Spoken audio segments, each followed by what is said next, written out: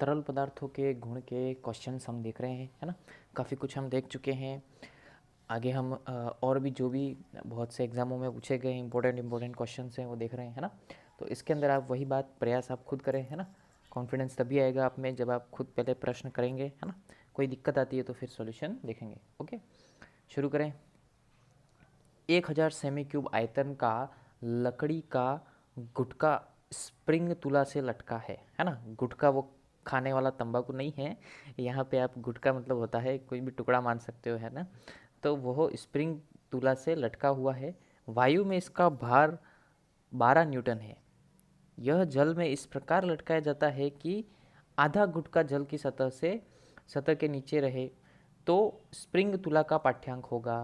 कहने का मतलब ये एज एक जनरली प्रैक्टिकल जैसा है जो हम करके भी देखेंगे। ये आर्किमिडीज सिद्धांत के ऊपर ही आधारित है पूरा, है ना। तो इसके अंदर आपको कुछ नहीं करना है। इन्होंने कहा रखा है कि एक कोई भी स्प्रिंग तुला कहने का मतलब एक वजन नापने वाली मशीन है ना। यहाँ पे ऐसे और उस पर हमने एक लकड़ी का घटका लटकाया है। यहाँ पे ये यहाँ तक सतह है ना, पानी की सतह है। तो जो गुटका है वो कुछ इस प्रकार है ना। मतलब आधा पानी के अंदर है आधा बाहर है ना। इतना लगाया है, ऐसे लगाया है। तो सीधी सी बात है, आर्किमिडीज का सिद्धांत आपने पढ़ा होता है। क्या होता है, जो बाहर पानी के बाहर होता है ना, जैसे ये मान लो कि 5 किलो का है ना, तो इसको अंदर ले जाएंगे तो धीरे धीरे वजन इसका 4 किलो 3.5 किलो ऐसे कम होगा, है ना। द्रव के अंदर क्या हो जाता है, आपकी वैल्यू कम आएगी। वो हम करके भी देखेंगे भविष्य में। एक्सपेरिमेंट नाम की एक अलग से प्लेलिस्ट बनाई है जिसमें आपने थोड़े बहुत पहले के मैंने डाल रखे हैं, नहीं देखे हो तो देख ले। तो इसके अंदर अब आपको ये पूछ रहे हैं कि स्प्रिंग तुला का पाठ्यांक क्या आएगा। मतलब भार आपको बताना है कि वायु में तो भार था 12 न्यूटन, है ना। अब आधा अगर पानी के अंदर डाल दे तो अब क्या आएगा। तो करो साहब कोशिश, कौन सा फार्मूला लगेगा, लगाओ दिमाग। यहाँ पे वही आर्किमिडीज का सिद्धांत आपने पढ़ा है तो हम निकालेंगे। क्या निकालना है हमको, आभासी भार, है ना। क्योंकि अंदर पानी के अंदर है तो कुछ ना कुछ आंकड़ा बदलेगा, इसको हम क्या कहेंगे, आभासी, है ना। तो आभासी भार कितना आएगा, आभासी भार बराबर जो वास्तविक भार था वो माइनस उत्प्लावन बल, है ना। जो उत्प्लावन यानी कि पानी के अंदर भी जो जाएगा तो उसके कारण रीडिंग चेंज होगी। और पानी क्या करता है, अंदर जैसे ही वस्तु आती है जो भी, तो उसको एक बल लगता है उसके ऊपर वस्तु पे जो उसको बाहर की ओर धकेलता है ना। तो ये हमारा फॉर्मूला है, आपने पढ़ा होगा आर्किमिडीज सिद्धांत में। तो हमको क्या करना है, आभासी भार निकालना है। तो वास्तविक कितना दे रखा था, 12 न्यूटन, है ना। तो 12 माइनस उत्प्लावन के कितना होगा, तो उत्प्लावन बल हमने पढ़ा था कि हटाए गए द्रव के भार के समान होता है ना। तो भार का फॉर्मूला क्या होता है, mg। ओके, तो 12 माइनस m की जगह आप क्या लिख सकते हो, द्रव्यमान क्या होता है, आयतन इंटू घनत्व। तो इसको लिख देते हैं हम v रॉ g, लिख सकते हैं। द्रव्यमान को m की जगह आयतन इंटू घनत्व लिख सकते हैं, v इंटू रॉ। ओके, बस अब इन सब की वैल्यूज रखनी है आपको। निकालो, देखो कैसे करना है। 12 माइनस, देखो v क्या है, आयतन, लकड़ी का आयतन कितना दे रखा है आपको, 1000 सेमी क्यूब, है ना। लेकिन आपको यहाँ पे ध्यान देना है कि आधा है पानी के अंदर, है ना। आधा बाहर है आधा अंदर है, तो आपको केवल आधा लेना है। तो 1000 का आधा कितना हो गया, 500, है ना। तो आपको केवल 500 लेना है, ठीक है। अब किस में दे रखा है आपको, सेमी क्यूब में दे रखा है, तो आपको किस में बदलना पड़ेगा, मीटर क्यूब में। तो मीटर क्यूब में बदलने के लिए क्या करेंगे, देखो मीटर में बदलने के लिए हम क्या करते हैं, 10⁻⁻2 से गुणा करते हैं, है ना। तो यहाँ पे 10⁻⁻2 से गुणा करना पड़ेगा 3 बार, क्योंकि क्यूब है ना। तो क्यूब के लिए 3 बार गुणा करोगे तो आप -2 3 बार आएगा। इसका मतलब उसको लिख देंगे हम -6। क्लियर है, इतनी बेसिक नॉलेज तो होगी, है ना। अब देखो क्या करेंगे, वी हो गया। अब क्या चाहिए अपने को, रॉ। तो पानी का घनत्व हम क्या लेते हैं, रॉ 10⁻3, है ना। और जी, जी क्या होता है, गुरुत्वीय त्वरण 10। बस हो गया, सॉल्व कर दो, आंसर आ जाएगा। 12 माइनस कितना हो जाएगा ये, 500 इंटू कितना हो जाएगा साहब, 10 की घात हो जाएगी ये, -6 प्लस का 4 कितना हो जाएगा, -2, है ना। -2 आप नीचे जाओगे तो ये 2 जीरो से 2 जीरो कट जाएंगे, यानी 12 में से 5, और 12 में से 5 गया तो कितना बचेगा, 7 न्यूटन। तो देखो साहब ऑप्शन, आ गया आपका 7 न्यूटन डी। क्लियर है, एकदम इजी सा फॉर्मूला लगाया है ना। देखो साहब आगे करोगे, जैसे जैसे करोगे कॉन्फिडेंस आ जाएगा, कोई दिक्कत वाली बात नहीं है ना। समान त्रिज्यों की दो नलियों से दो भिन्न द्रव बह रहे हैं। द्रवों के श्यानता गुणांक का अनुपात आपको दे रखा है और उनके घनत्वों का अनुपात आपको दे रखा है। तो उनके क्रांतिक वेग का अनुपात क्या होगा? तो सीधी सी बात है, लगाओ फॉर्मूला क्रांतिक वेग का, है ना। क्रांतिक वेग का फॉर्मूला लगाओ, आपको श्यानता गुणांक यानी कि ईटा का अनुपात दे रखा है और उनके घनत्वों का अनुपात दे रखा है। तो बस फॉर्मूले लगाओ, क्रांतिक वेग का फॉर्मूला आपको ध्यान होना चाहिए, बाकी तो आपसे हो जाएगा। देखो क्रांतिक वेग का फॉर्मूला हम वैसे क्रांतिक वेग को किससे दर्शाते हैं? वी सी से, है ना, बराबर R eta upon rho D. Okay, ये फार्मूला ध्यान है सभी को। ओके, अब यहाँ पे हम क्या कर रहे हैं, देखो दो चीज़ें हैं। एक तो आपको सवाल में दे रखा है कि समान व्यास है ना, यानी कि समान त्रिज्या यानी कि समान व्यास। तो यानी कि जो डी है वो आपकी क्या होता है? व्यास होता है नली का, है ना। तो वो आपका सेम है ना। तो वो आपको समान दे रखा है, तो वो आपको बदलना नहीं है। और आर जो होता है ये तो समान हो गया, ठीक है, डी। और आर भी जो होता है क्या होता है? स्थिरांक होता है ना, रेनॉल्ड्स संख्या स्थिरांक होता है। तो वो भी क्या होगा? फिक्स होगा। इसका मतलब ये भी आपका स्थिर है ना। तो कहने का मतलब आपको ये तो स्थिर हो गया। अब बचा क्या? ईटा और रो, है ना, और इसी का अनुपात आपको दे रखा है ना। तो हम दो द्रव हैं तो अलग अलग मान लेते हैं, एक V1 एक V2। ओके, तो V1 बराबर आर ईटा 1 अपॉन डी को मैं आगे ले लेता हूँ क्योंकि ये सेम है तो अलग हो जाएंगे, और रो 1। वैसे कोई बात नहीं, कैसे भी लिखो कोई दिक्कत नहीं है, आपको सॉल्व करना है ना। वैसे ही 2 वाला है ना, डी रो 2 डी 2, अरे डी तो सेम है, हाँ डी सेम है, चलो ठीक है। हाँ मतलब 1 1 वाला एक 2 2 वाला फॉर्मूला लिख दिया हमने, कुछ नहीं किया, ठीक है। अब क्या करो, दोनों समीकरणें बन गई हैं, समीकरण 1 समीकरण 2, है ना। तो समीकरण 1 और 2 को आपस में क्या दे दो? भाग दे दो। तो V1 अपॉन V2 की वैल्यू क्या आ जाएगी?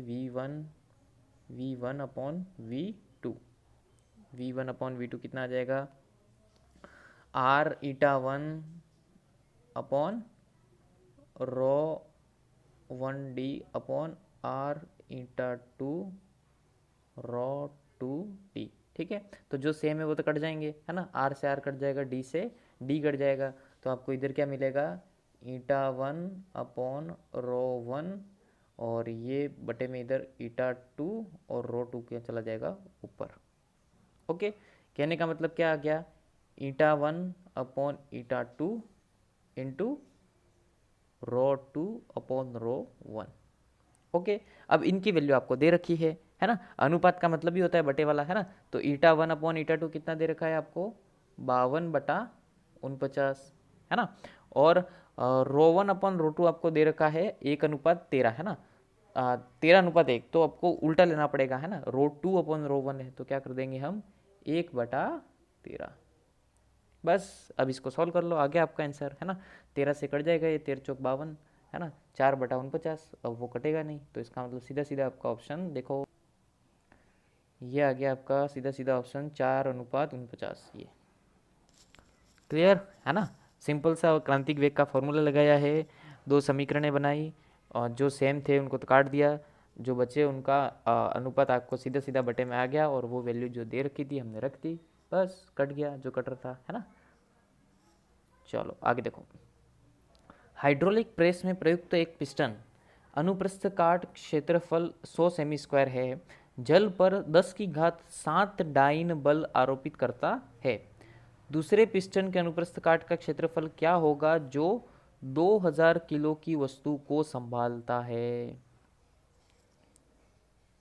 लगाओ दिमाग। देखो इसके अंदर एक चीज़ मैं बता देता हूँ पहले कि मात्रकों का बड़ा ध्यान रखना, है ना। मात्रकों का ध्यान रखने में ये कह रहा हूँ कि जैसे यहाँ पे आपको सभी आंसर देखो सेमी में दे रखे हैं, है ना। सभी आंसर आपको सेमी में दे रखे हैं, सीजीएस में चल रहा है मामला, तो इसका मतलब आपको इसी में चलाना है ना। देखो आपको अनुप्रस्थ काट का क्षेत्रफल भी सेमी स्क्वायर में दे रखा है ना। आपको बल भी डाइन में दे रखा है, आपको न्यूटन में कन्वर्ट नहीं करना है क्योंकि आप सेमी में ही चल रहे हैं ना।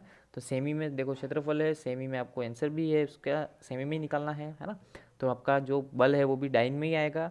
और यहाँ पे जो 2000 किलो दे रखा है वो आपको किस में बदलना पड़ेगा, ग्राम में, है ना। तो यहाँ पे आपको यहाँ पे ध्यान रखना, ये कभी क्या है मात्रकों के चक्कर में सवाल आते हुए भी गलत हो जाता है ना। तो ये गलती ना करें, है ना। बाकी सवाल एकदम इजी है, एकदम इजी सा फॉर्मूला लगाना है, करो प्रयास।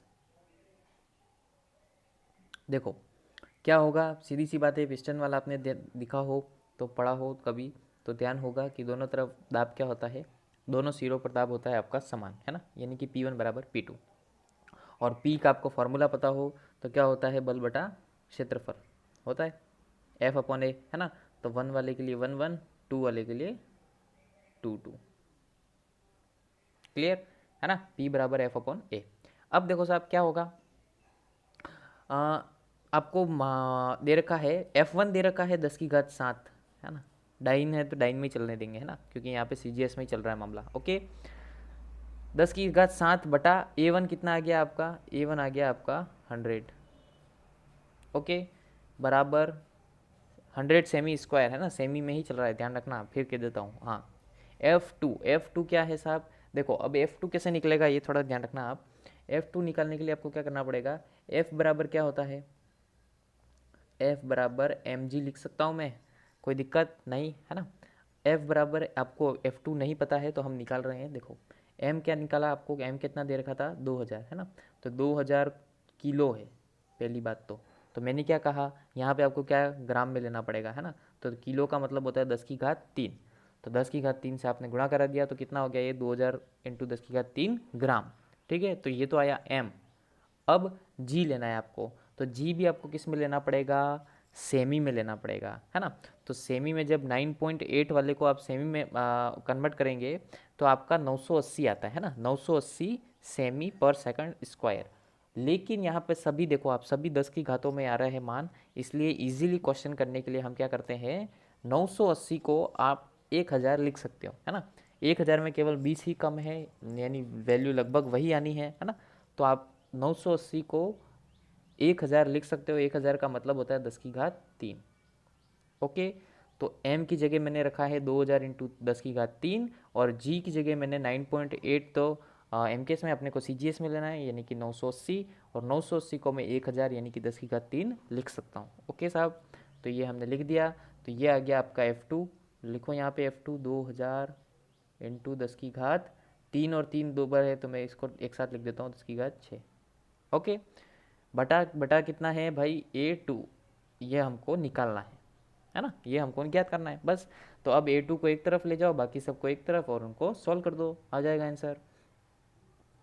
देखो A2 बराबर क्या आएगा, 2000 इंटू 10⁻6 इंटू 100 अपॉन 10⁻7।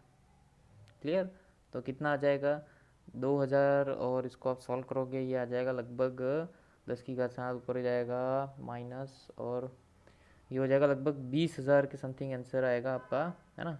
जोड़ बाकी आप थोड़ा गुणा भाग आप अच्छे से देख लेना। तो ये 20,000 लगभग, यानी हो जाएगा ये 2 इंटू 10⁻4, है ना। कितने जीरो हैं, 4 जीरो हैं, 2 इंटू 10⁻4। ओके, ऑप्शन देखो, ये आ गया आपका 2 इंटू 10⁻4 सेमी स्क्वायर। ओके, यहाँ पे मात्रकों का ध्यान देना था बहुत अच्छे से, इसलिए मैंने ये क्वेश्चन 2 बार 3 बार आपको बताया है कि भाई मात्रक का ध्यान रखें, है ना, क्योंकि गलती मात्रकों में ही हो जाती है, बाकी क्वेश्चन आते हुए गलत ना हो आपसे। ओके, द्रवों के प्रवाह में विक्षुब्धता ज्ञात की जाती है। देखो ये आपने थ्योरी में बहुत अच्छे से ध्यान दे पढ़ा हो तो आपको पता हो कि हमने क्या कहा था कि एक धारारेखीय प्रवाह होता है ना, लेकिन एक पॉइंट के बाद क्या हो जाता है, वो विक्षुब्ध प्रवाह बन जाता है ना। यानी कि सिमेट्रिकली जब परतों में द्रव बह रहा होता है ना, तो वो क्या हो जाता है, फिर उसको गुस्सा आ जाता है, फिर इधर उधर हाथ हूँ भागने लग जाता है ना। तो कहने का मतलब धारारेखीय प्रवाह से विक्षुब्ध प्रवाह बदलता है। तो हमने किस चीज़ का यूज़ किया था, ध्यान हो तो, है ना, किसका किया था, रेनॉल्ड्स संख्या का, है ना।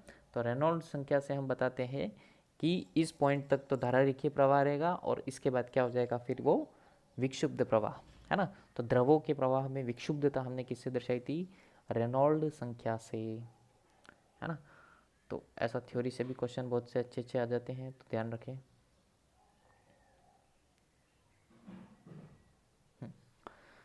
साबुन के एक बुलबुले जिसका तनाव आपको दे रखा है कि त्रिज्या 2 सेमी है, तो इसकी त्रिज्या 2 गुनी करने में किया गया कार्य है।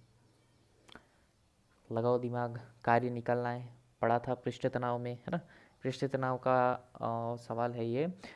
इसके अंदर आपको क्या निकालना है, कार्य निकालना है, डब्ल्यू निकालना है ना।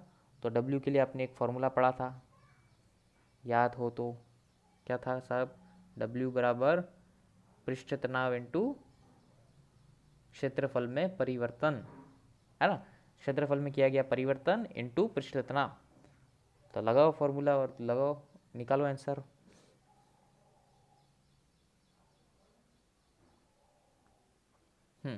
हो गया होगा तो बहुत अच्छी बात है। देखो W बराबर पृष्ठ तनाव तो आपको दे रखा है 30 इंटू 10 की घात -3।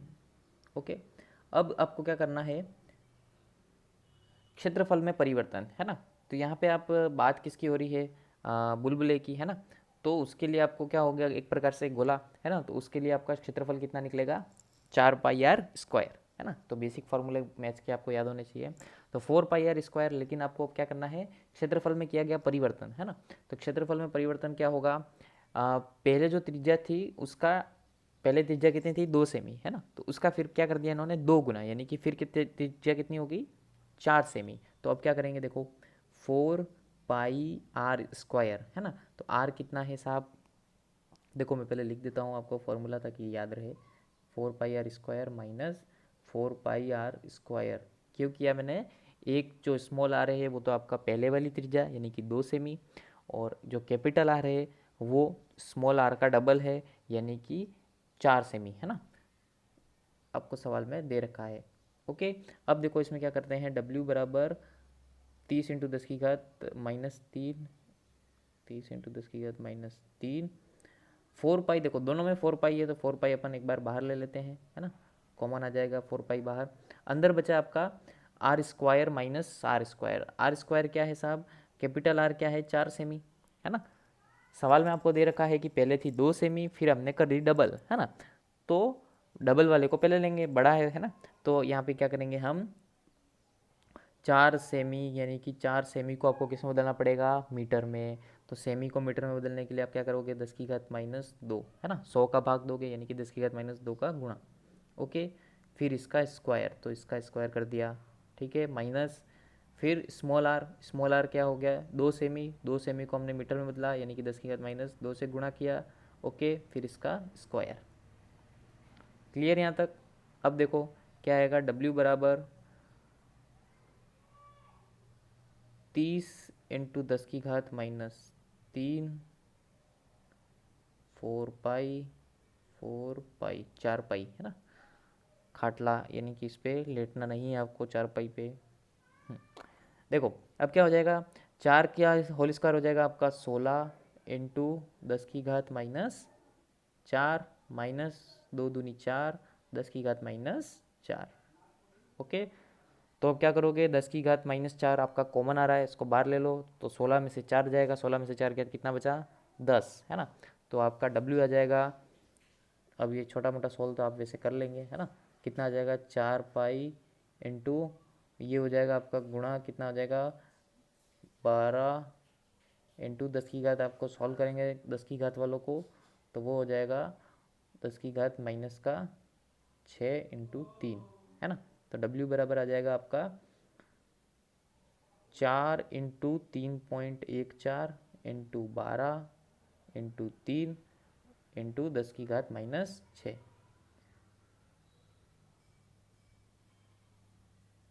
इंटू 10 की घात -6, बस ये गुणा करके आपको सॉल्व करना है, इजीली आपका निकल जाएगा आंसर। कितना आ जाएगा वो, लगभग 452 इंटू 10 की घात -6 आएगा, है ना। 452 इंटू 10 की घात -6। अब आपका ऑप्शन देखो कहाँ तक क्या आ रहा है। हमारा आ रहा है 400, कहाँ गया भाई, हाँ 452 इंटू 10⁻⁻6 जूल, है ना। तो आपको दे रखा है ये देखो, तो बस ये आ गया, है ना। क्या आ जाएगा, 4.52, है ना, इंटू 10⁻⁻4 जूल। ओके, ये करने कैसे आता है, ये तो सभी को आता होगा, है ना। देखो हमेशा थोड़ा सा एक बेसिक चीज़ बता देता हूँ, याद रखना। हमेशा क्या करते हैं हम, जैसे 452 का हमने क्या कर दिया 4.52, है ना, तो वैल्यू क्या की, कम कर दी, है ना। 452 से 4.52 कर दिया, है ना, तो वैल्यू एक जगह कम की तो एक जगह बढ़ानी पड़ेगी। तो इसका मतलब 10⁻⁻6 बड़ा है या 10⁻⁻4, 10⁻⁻4 बड़ा है ना, क्योंकि माइनस में वैल्यू कम होगी उतनी बड़ी होगी, है ना। तो 10⁻⁻6 को हमने क्या कर दिया 10⁻⁻4। अब जितने पॉइंट आगे खिसकाते हो उतने पॉइंट पीछे हमको कम करने होते हैं। मतलब जैसे हमने 1 और 2 स्थान के बाद पॉइंट लगाया है ना, 4.52 किया है, तो यहाँ पे 1 और 2 आपको इसमें से क्या करने हैं, जोड़ देने हैं। यानी कि 10⁻⁻6 में 10⁻⁻6 में हमने +2 किया तो कितना आ गया 10⁻⁻4। ओके, बेसिक बेसिक चीज़ें हैं ये, तो आपको ध्यान होनी चाहिए, नहीं हो तो कोई बात नहीं, प्रैक्टिस करेंगे तो क्लियर हो जाएगा। ओके, बस ये आ गया आपका आंसर डी। क्लियर, कोई दिक्कत, बस पढ़ते रहो, मस्त रहो, प्रैक्टिस करते रहो, सारे क्वेश्चन इजीली हो जाएंगे, है ना। कहीं कोई दिक्कत नहीं आएगी, आप रोज़ प्रैक्टिस करेंगे, रोज़ उसको निहारेंगे बैठ के, है ना, तो आपको उससे एक दिन हाँ समझ में आ जाएगा, कहने का मतलब। चलो पढ़ते रहो, खुश रहो, मस्त रहो, धन्यवाद।